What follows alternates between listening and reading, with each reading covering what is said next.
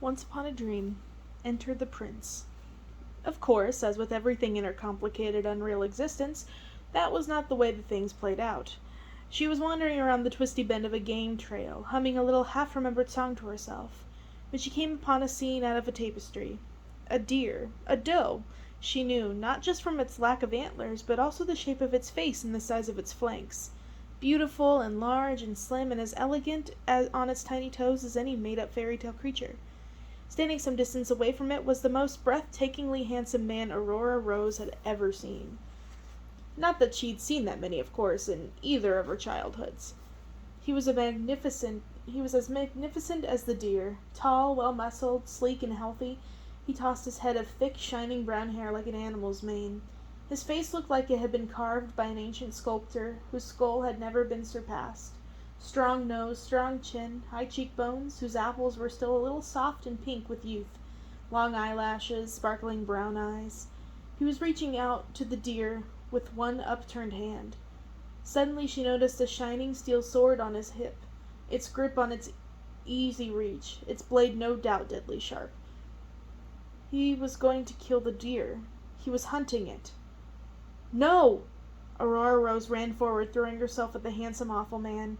She had rediscovered a world of beauty and nature and life and animals, and not 10 minutes later there was someone all too ready to destroy it.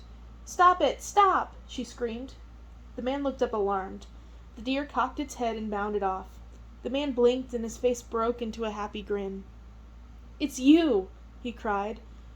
Not just as he was about to pummel him with her fists, he put his arms out and wrapped her in a gigantic hug. "What?"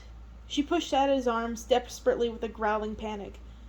"Let go of me! Go away!" "I can't believe it's you," the man said again. Heedless of her actions, he closed his eyes and squeezed her like a bear. She stopped fighting for a moment, suddenly wondering how she knew what a bear squeeze felt like. "Who the hell are you?" she finally demanded, getting a hold of herself. With one hand free, she managed to lean back and slap him across the face. She wasn't sure who was more surprised, him or her. She had never done anything like that in her entire life. She had never hit anyone, in any memory. The man put her down and looked less hurt than confused, like a boy whose toy had stopped working correctly. The red marks of her fingers angrily stung his face, but he didn't seem to notice. He stepped back, taking in her tangled hair, her ragged dress, her bloody and pitch-covered face, the mint stalk still hanging out the side of her mouth. "You escaped? From the castle, right? Are you all right?" "I did escape," she allowed. He waited. She continued to regard him silently. "You don't remember me?" He tried very hard not to sound hurt. "I remember a lot of things," she said. "Too many things. None of it makes sense. I don't really remember you.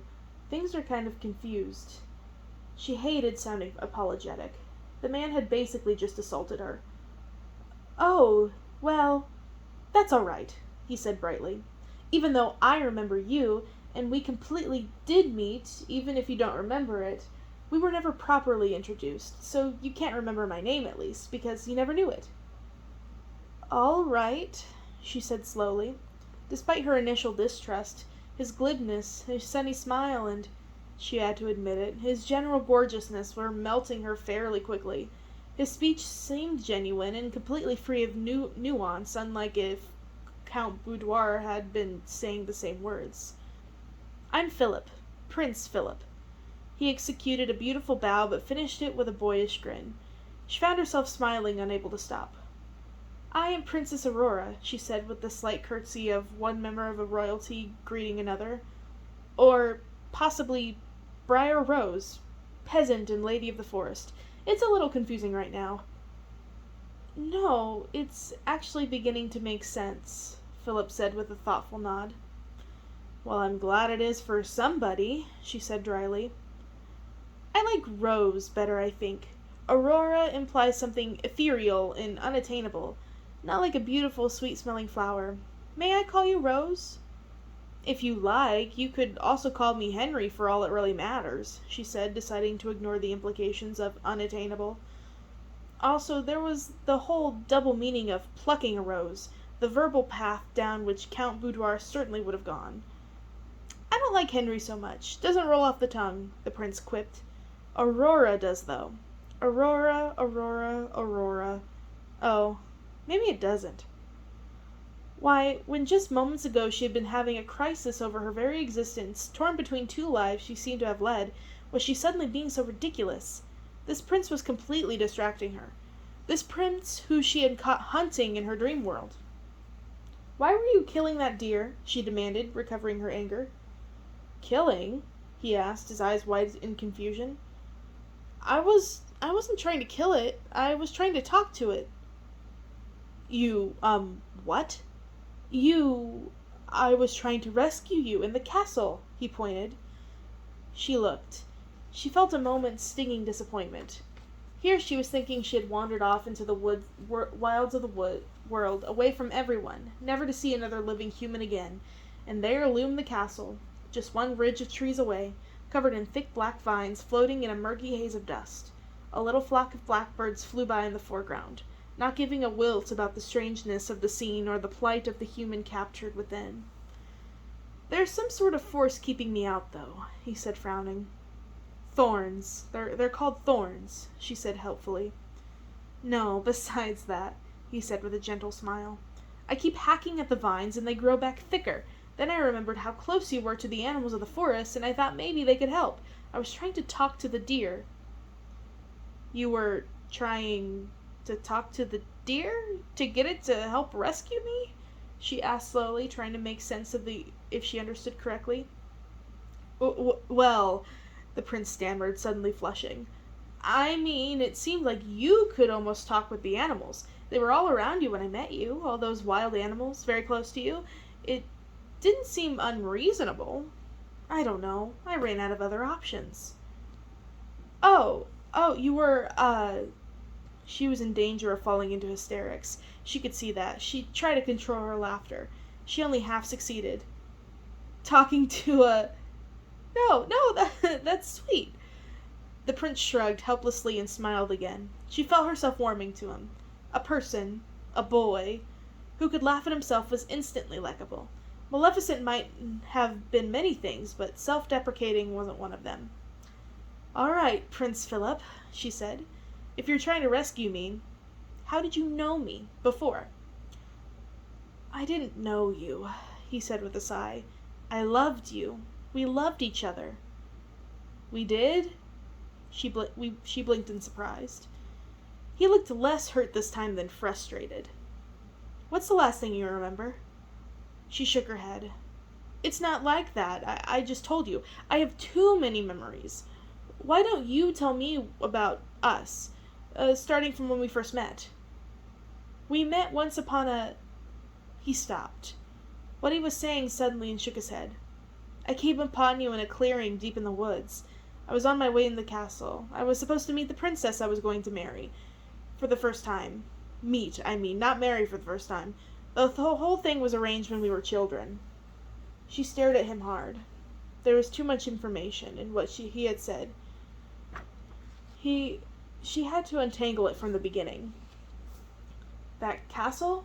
she said finally, pointing at the vine-covered monstrosity that was now behind them. "Yes, that castle." "You were riding to that castle, there?" "In the real world, yes," Philip said. "To marry the princess of that castle?" "Yes." "Oh."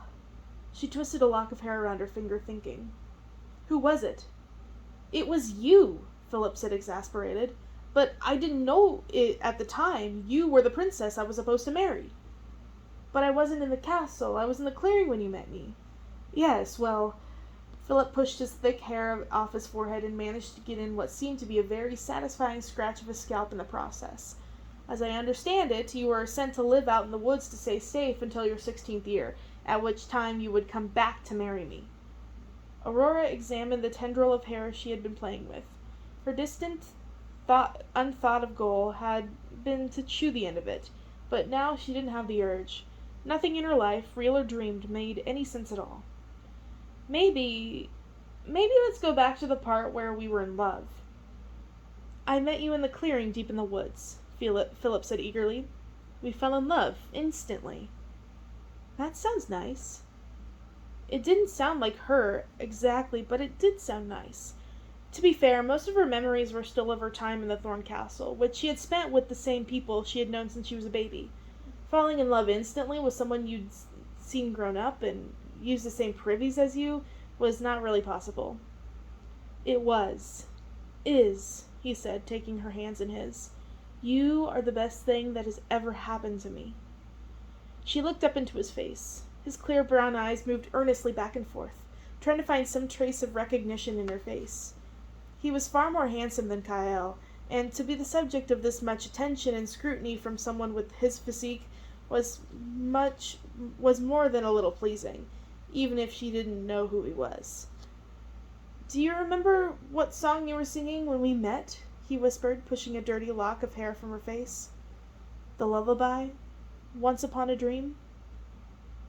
Aurora staggered back as if slapped. She did know that song.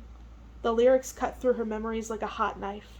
She put her hand to her head as flashing two bright scenes sped before her eyes. Dappled forests, the woof of a horse, a boy, this boy, arriving out in the woods like a spirit. Large hands, but not rough, clear brown eyes, gone soft because of her stomach and heart flopping as she waited to be taken into his arms. Back in the present, the prince also had her in his arms, which was useful because she was about to collapse onto the ground again. It was also a little strange. She wasn't used to being held that closely by anyone, much less someone she hardly knew. His hands on her were strong, but a little alien. His arms were muscled, but unfamiliar. The heat of his skin against her wasn't unpleasant, just unexpected. She steadied herself, pushing him gently away. It was another odd thing to see this boy, so handsome, so well-dressed, right there in front of her after all her visions. It really was like she had dreamed him, and like a wish had been granted. He appeared like when she awoke. I think I remember something, she finally whispered. The happiness that flashed from his smile and glinted in his eyes was blinding. She flinched, not wanting to disappoint him by telling him how she remembered, or how getting to ride on his horse was at least equal to the part where they almost kissed. So, you knew me when I lived in my aunt's? The fairies! He cried with joy, startling her. He picked her up by her shoulders and swung her around. Of course! They helped me defeat the dragon! They could help us now! Fairies, she said, teetering a little as she set her down. Right. My aunts were fairies. I understand that now. She put a hand to her head just the way Aunt Flora used to when she felt exhausted or defeated by her young ward. I don't think I knew that then, when I lived with them. You didn't know you lived with fairies? Philip asked, confused. He held her at arm's length to look at her in the eyes. No, she said. A little put out that he didn't believe her, and yes, that she hadn't known it herself. How could she have not known it? I don't remember them doing much in the way of magic. Well, never mind that. All in the past. What we need to do now is get ourselves out of here and home and put an end to Maleficence once and for all.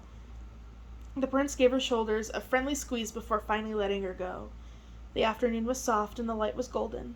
Philip was a handsome young man who seemed content just to be with her again, to now have a quest and a purpose, and a direction. His hair glinted in the sun like a topaz. This was already better than the Thorn Castle or being alone and bored in a forest cottage. Wait, she said after a moment. There was a dragon?